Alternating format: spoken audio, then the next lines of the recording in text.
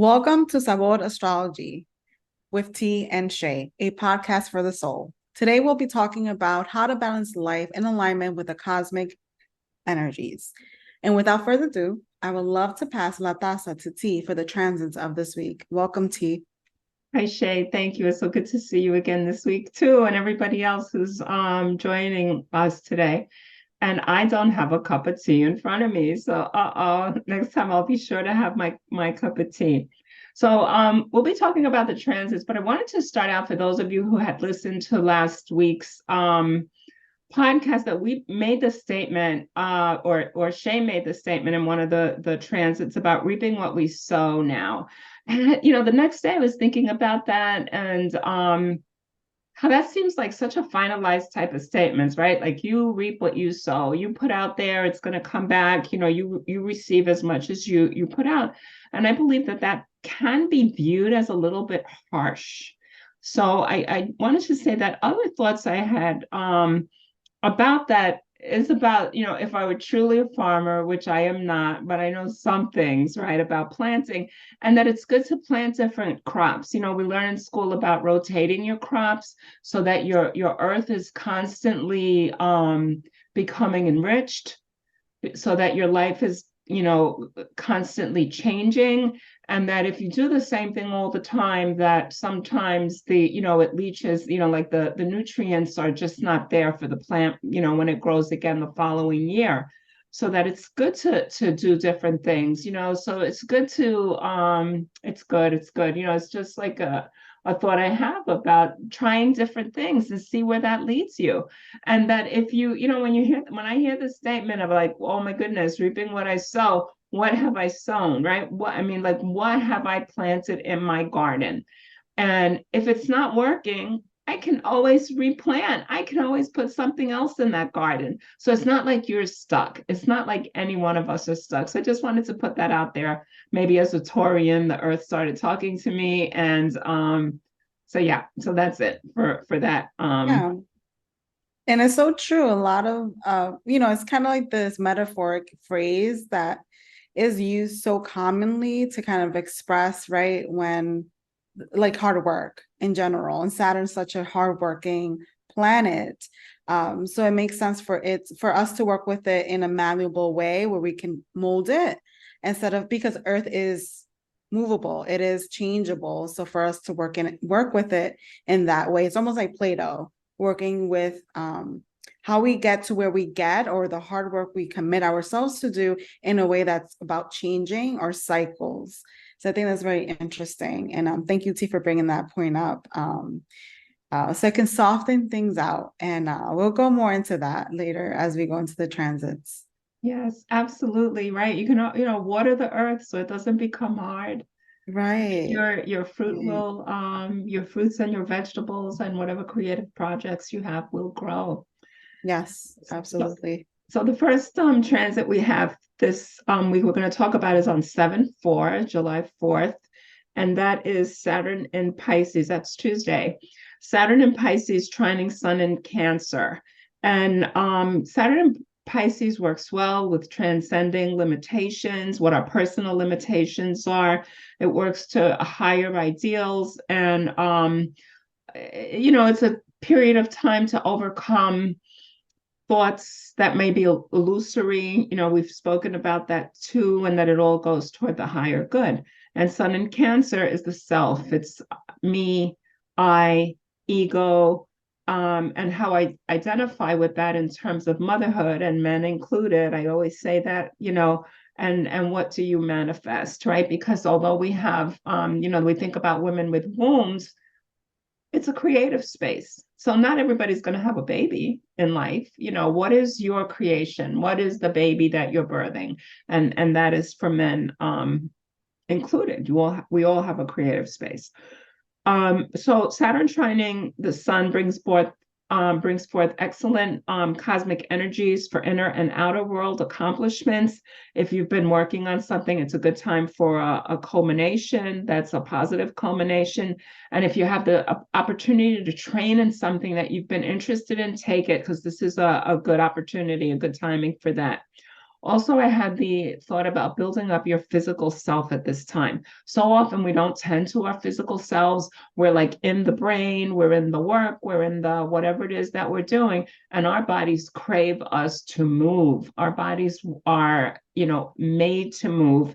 And if we don't care for our bodies, if we don't care for our health, other things, happen that, we don't want to waste our time with on this planet. So a little bit of maintenance, a little bit of oiling up the joints, whatever it is that, we need to do. Each person knows what their physical care looks like or their physical exercise looks like. For me, it may be yoga on one day, it could be running on another day. But find your thing, find your passion so that you'll want to keep moving for yourself and for the ones that you love that surround you. So that's it, Shay. That's my take on Saturn and Pisces trining Sun in Cancer.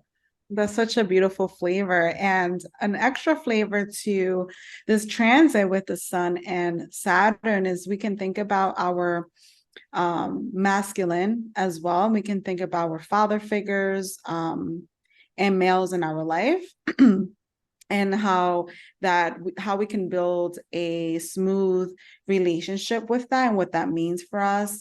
And even with women, like our own masculinity, how we flowing with that, how are we working with the part of logic, and also with our own fathers and father figures in our life, or men that have been prominent in our life. So there's a flow here of understanding with both planets being in a water sign in this trine, and things become more harmonious and beautiful for us to kind of understand everything and be at peace. I feel like Saturn wants to bring essence of personal peace and personal grounding as well with this transit coming up on July 4th. And that's a perfect time. I mean, it's July 4th, it's Independence Day, and a lot of us will either be at the beach near water, so spend some time there, or we might be working, however it is.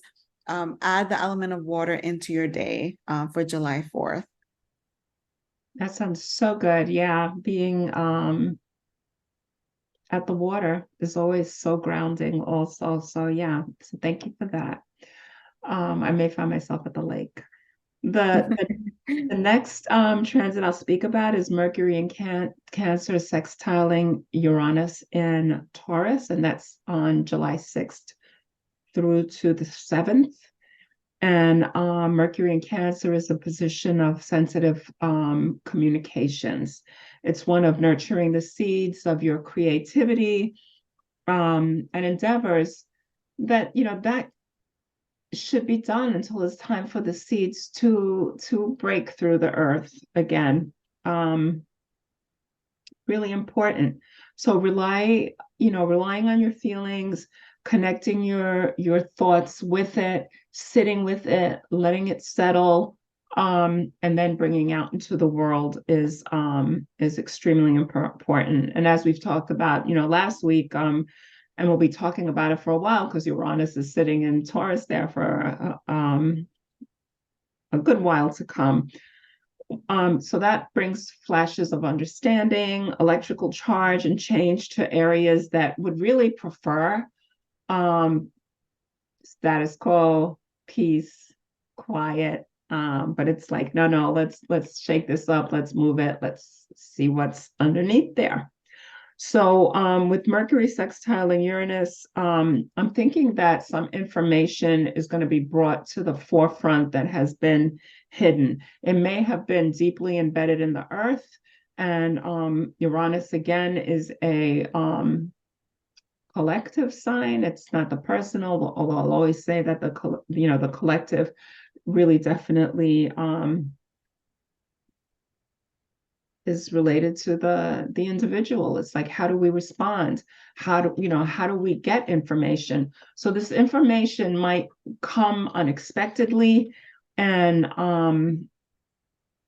what are you going to do with the information? I don't know what that information is going to be, but it's going to come to us on those days. So we may be hearing something and it's like, okay, so what am I going to do with it? Am I going to keep my denial full force and not let it penetrate, or am I going to accept it, or am I going to get myself crazy about it? Like go off the deep end about it. So, if, forewarned is forearmed. So if you know that something's coming, maybe wonderful news, who knows, that you'll be say, oh, I knew something was coming, and that's the news that was coming to me. So yeah, that's what I'm thinking regarding these transits. Yeah, with this Mercury sextile Uranus, it's like a light bulb turns on immediately. We might encounter new and fresh ideas or a new way to nurture the body and the soul. So we might find a routine that we like connecting to that Taurian energy in Uranus, or we might find ourselves being more inclined to nurture the body with this transit. There's also going to be a like a push for fresh energy and outdated ideas or plans. So if there's anything that we as a collective, including myself, Prudenti, that has been outdated, things that we've kind of kept lingering around us, this trans is going to help us resurface that and consider the fresh energy that can come in. And some practical suggestions that I have is if we're working on, for instance, an example would be a project to allow this transit for the next 2 days from July 6th to the 7th to help you enhance your projects. Maybe there's something to change or fine tune and allow this to be a way to work not only on the project, but to enhance yourself, to enhance your ideas, and to help you as Uranus is bringing in an awakening there in our mind and in our thought forms as well. Thank you. Thank you.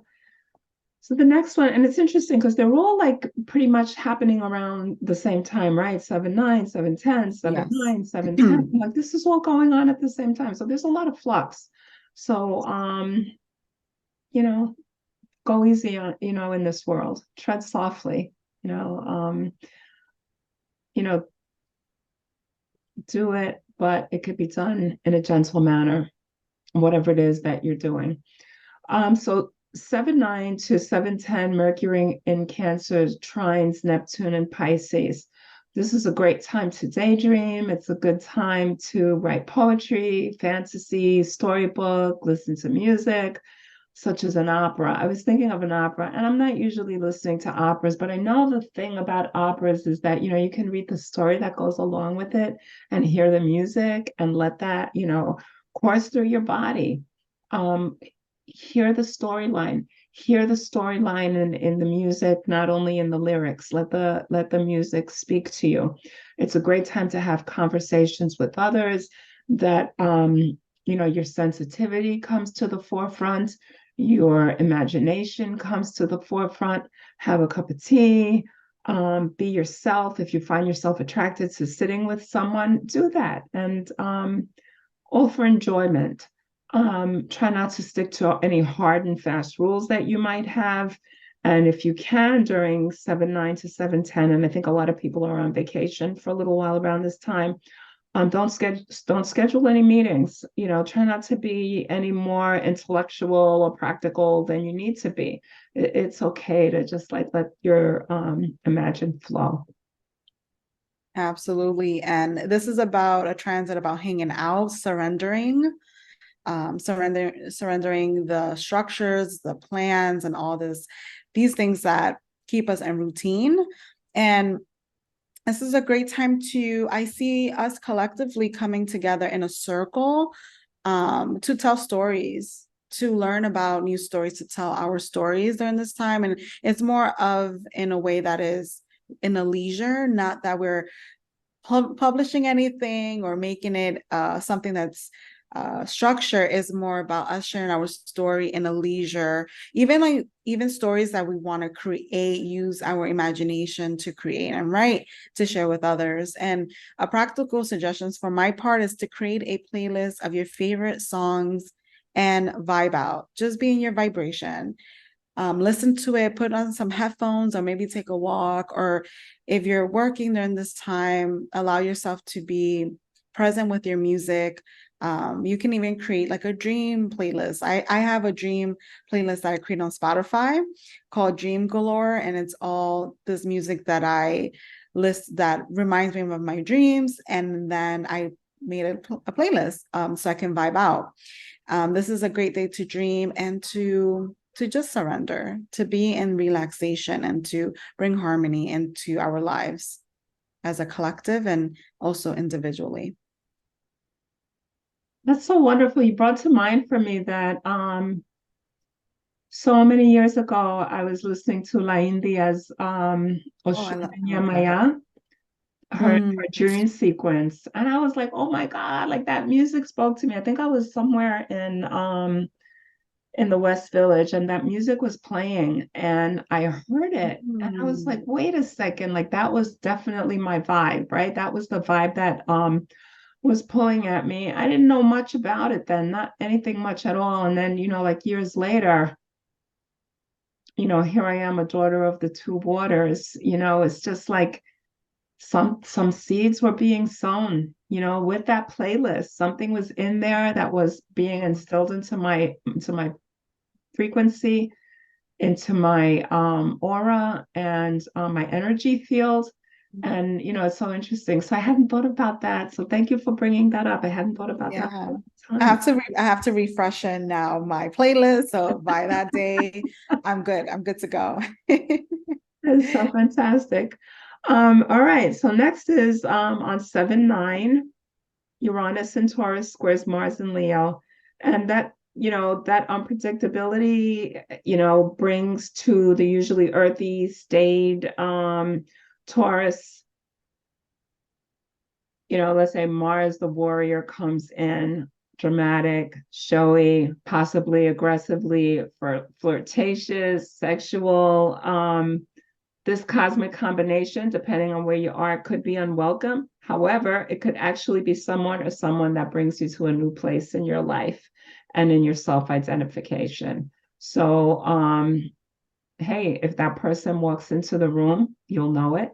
Or, you meet them outside, that electricity happens again. See what you're going to do with it. How are you going to respond? That's it. For this trend, I'm getting a big lift of any walls we place in the heart chakra. And my question is, what has been stuck or stale in the heart? And Uranus is here to uplift those walls, to open our heart up, learning how to allow our creative efforts to flow in. That's why that wall has to be shaken a little bit. So great effort and creativity comes in. This day feels almost like a rubber band. So there's a little bit of that tightness, that friction. But if there is a little bit of surrender, right, in this square, in this aspect, we're more likely to experience this flow of creativity. And the more resistant we can become, we are in this transit, which is Uranus is going to encourage us to be who we are, to push ourselves to, or encourage us to move along in our heart chakra, to come to terms with who we are and in our creative form, and make it consistent as well. And so Uranus is really going to push us, encourage us to live our creativity and open that gateway for us, and healing. I also get healing in the heart, for us collectively and individually as well. That's beautiful. I love that healing of the heart collectively and individually. I love that. Just with everything that you said, that sentence really popped out at me. Mm. On 7/10 to 11, Mercury in Cancer opposes Pluto retrograde in Capricorn. This is a good time to go into your deep feelings, while in your analytical thinking. So see how that's going to be. Deep transformations occur when Pluto is in the neighborhood. But if you allow yourself, both emotionally and analytically, to let that energy flow, you may get to the bottom of some conundrum, some problem that you have. You're also encouraged not to get stuck on one thing, right? get too obsessed by one particular person, place, or thing. Don't get stuck on a noun, because time moves forward, and so should you. This is a short, 710 to 711 transit. So keep that in mind. If you see something that is very just like has your attention, it's like right here, let it flow in, let it flow out, allow it to move. With this transit, I mean, it's from a Thursday to a Friday, right at the end of the week. And with this transit, say what needs to be said, but remind yourself, and this again is going to be collective and also individual, personal to who we are, but say with a wave of softness. We have to say what we have to say, but maybe not in a confrontational way. Bring in some aspect of that Cancerian energy, right? Nurturance, softness, and flowy. And this transit is Plutonian, right? It's a Plutonian thoughts, Plutonian things that we might be experiencing. This is a great time also to work with your dreams if you're thinking about wanting to explore what's going on in your life and how to heal them. I'm also seeing the opening of cabinets, like in the mind, right? Like your little cabinets being open in the mind. And when we open each cabinet is color coded, for instance. And each time we open one, we can resolve a deep-seated issue or we can explore it. And this helps us to heal because Pluto wants us to transform. It either we surrender to its transformation, right? And we can grow from it.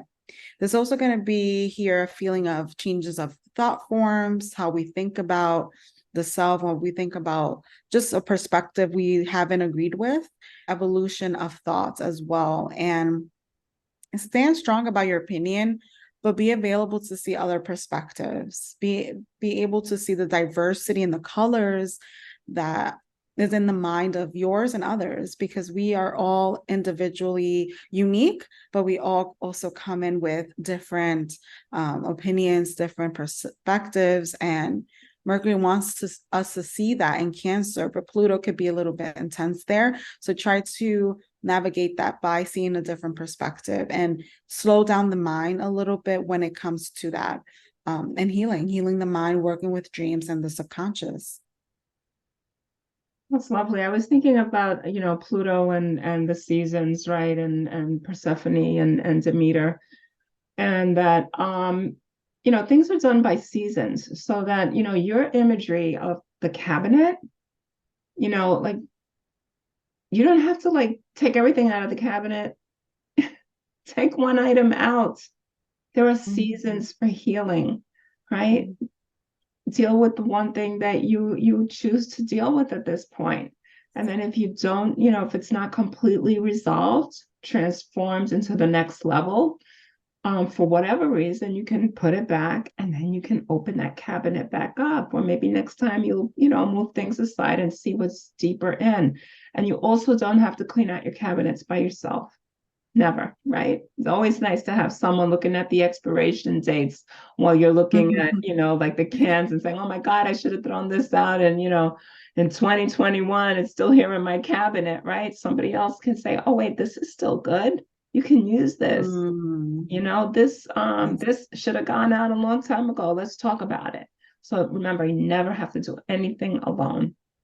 Yeah, and it's about taking the time also to be introspective. You don't have to take it on like this major project, but what wants to come in for you to look at and resolve, it's okay to go and explore that and take your time, ask questions. I think this is important. Find support, and however support looks like to you, or you find that support during this time. But this is a 2-day, pretty much a 1-day transit from the 10th to 11th. So in that time frame, good things can come in and help us to support us as well. Definitely. And that's a great segue into 7-11. Sun in Cancer squares Chiron in Aries. So feelings may feel big, Remember that feelings are feelings and they're not facts, right? So you don't have to, as we just said, like this dovetails so well with the previous transit. You don't have to go so deep until, like if something comes up for you, an injured part of yourself, something is triggered, it's okay to just be gentle with yourself, to hold yourself. Maybe you just want to lay in bed that day and put the covers up to your neck. It's okay. If you want to go to a therapist and get, trauma-based therapy, that's okay. There are different ways to deal with it, but, you have a lot of options.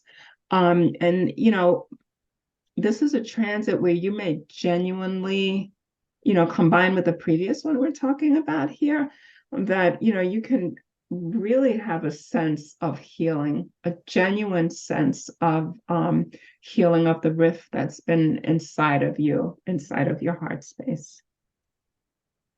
Absolutely. And when there's two healing transits, it's almost like we're rupturing a bubble of comfort, and it could feel this uncomfortable, but there is comfort in that as we find that support, as we find that hand, right, to help us in this. I'm also here seeing that if there's any parts of ourselves in this that we discover that have been rejected or displacement, it doesn't need to feel that way. I've received the imagery hug, like giving ourselves a hug. So if, for instance, if you feel the particular emotion in a particular body part, hug it, give it some love, seek to embrace it, because that emotion, you can see it as a individual person or item or thing that you can see it, look at it, face it, and be like, okay, I understand it and I'm going to embrace it, instead of it being so painful that brings you back to that situation or a moment in life. So you take it and you hug it so you can acknowledge it, realize it, and be like, okay, now I see this part and it's healed. I'm healing, I'm hugging it. And that's all we need. Sometimes the healing we need is literally a hug. It might seem easy, but it could be difficult too, to give those parts of ourselves that needed love and acceptance. Because with that Chiron and Aries, it's about self, like rejection of the self or from others.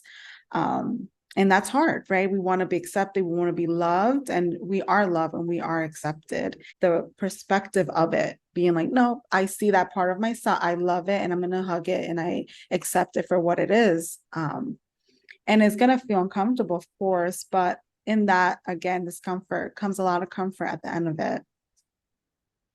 And that's so beautifully said, so well put. I mean, thank you for bringing it there on this trajectory. I'm thinking that we choose how we heal. We often haven't been, we did not choose how we were traumatized, for many of us, right? That happened. So we don't have to heal ourselves in a harsh way. We don't have to do that. We can hug that part of ourselves. Like I'm just Yes. imagining a little child who falls on their knee, right? That's simple, and has a skin knee. What's more painful than a skin knee? But to have a hug is like so utterly transforming. So how you look at, how you choose to heal is in your power today. Yes, Trauma may absolutely. not have been in your power, but how you choose to heal is definitely in your power. Absolutely. This is the self, right? The sun is illuminating this for us, and we have, a path to heal, and it could look so different for all of us. I'm also getting the importance of animals for this transit. Like if we have an animal, dog, or cat, especially cats, if you're not an animal person, that's fine too. I personally don't have an animal, but I do have my Hello Kitty teddy bear, and that is my support. So I'm not feeling 100%. I go and hug my teddy, my Hello Kitty. But if you do have pets, or embrace them, embrace them, love them, and see their support, their love for you. I don't know why I got that, but yeah. And it'll soften us, because that's what we're here for. We don't have to take things as rocks, right, in a bag, or a suitcase full of stuff and books and things. We can drop those things, surrender. And these transits are giving me that vibe of surrendering and flowing. Very, very masculine, but also very feminine energy for us. And that's balance, right? Very Yes, masculine and very feminine. What do we have? yes. Balance. Yin and yang, yes. Okay, so 7:10. Mars enters Virgo. Yay. Woohoo!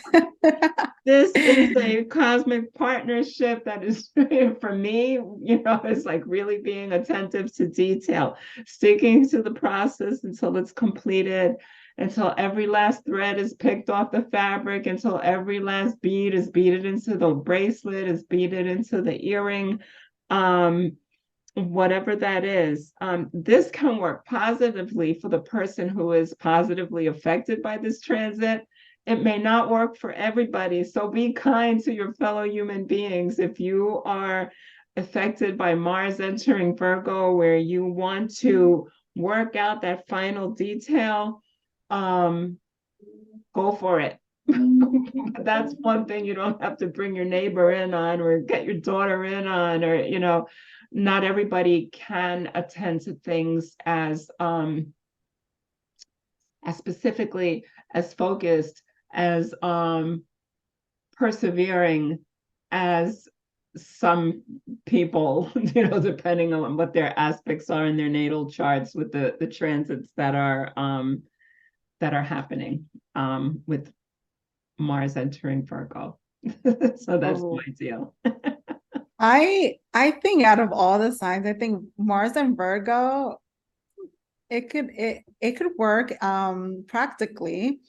Can work pretty practically, right, in order, but I'm also getting that with Mars in Virgo, if you're thinking about starting some fitness, this is good for fitness, right? Virgo is about the body, is about the earth.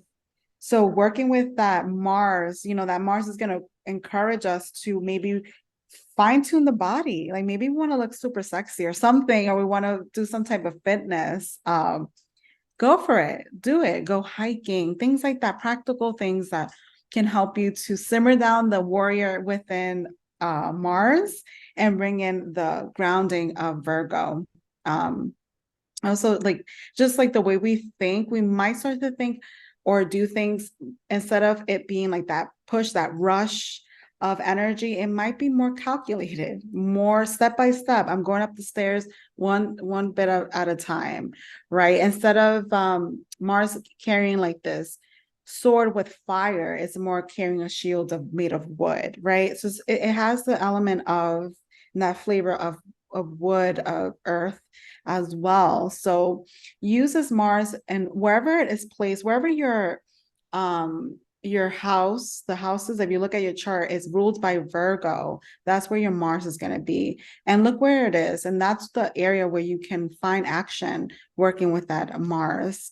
And see what you see there. So if it were, for instance, to be in the sixth house, there might be a real big encouragement and action towards fitness or working with animals or doing changing the way we eat, nutrition, or X, Y, and Z. Just one example quickly, but use this in a practical way and take it step by step, because Virgo is very calculated, very, it's like, well, it's a hermit. Like the hermit walks from the base of the mountain all the way to the top of the mountain to give his teachings, right?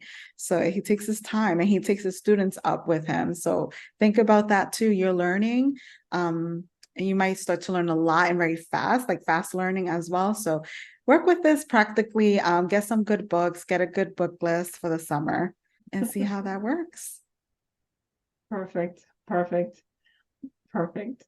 And then the last thing that we're going to talk about is the last transit is Mercury entering Leo, which is dramatic flair, right? Communication, thinking.